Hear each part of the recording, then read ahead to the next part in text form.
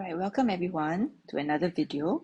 So to help you to prepare for your WA1 that is coming up, I'm going to do this video to show you how to do approximation and estimation uh, to apply it to a question like this one that we see here on the screen.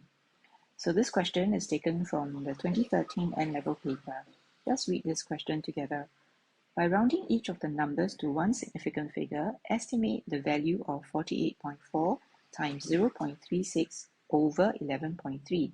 You must show your working, okay, and you have to show your working clearly. Now, so what is this working that you need to show? Let's look at the question close up.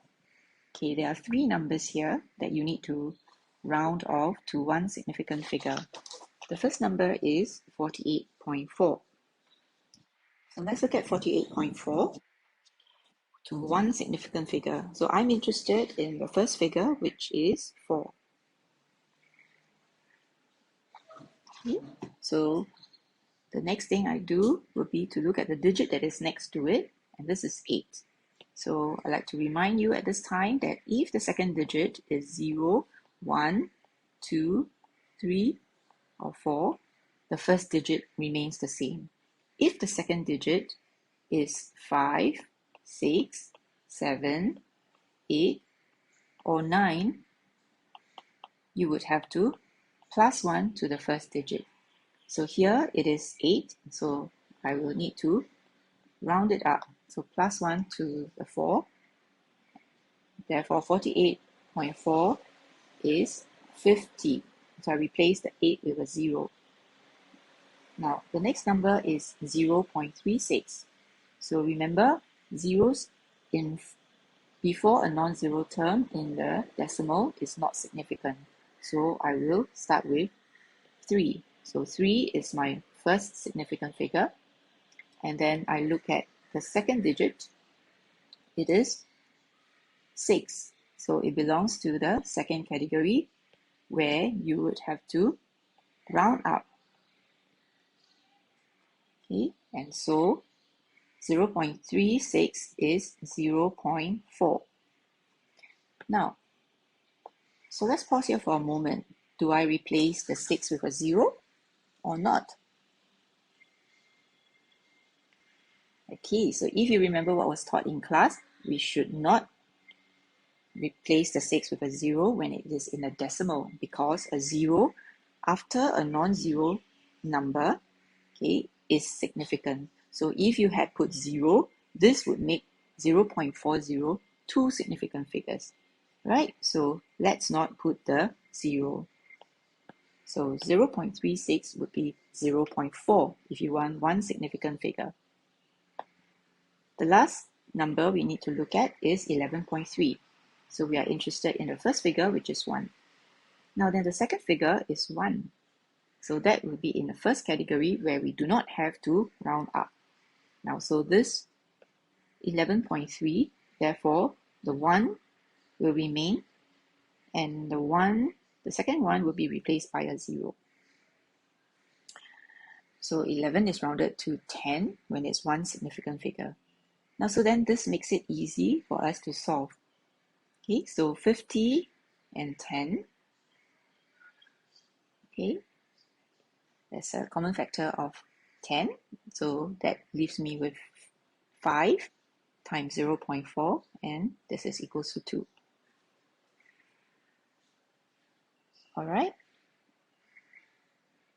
So let's look at another question. And this question is found in the N-level paper of 2016. Similar question. Okay, by writing each value correct to one significant figure, estimate the value of square root of 2.39 times 8.46 over 96.2. Again, you need to show your working. So let's start. So this is the question. Let's look at the first number. So the first number is 2.39, and I'm interested in the first digit, which is 2. I look at the second digit, it is 3. So it belongs to the first category. We do not have to round up. So 2.39 just remains as 2. Again, remember, after the decimal point, do not add any zeros. The second number we are looking at is 8.46. And we are interested in the first figure, which is 8. We then look at the second digit, it is 4. Again, no need to round up, and this is 8.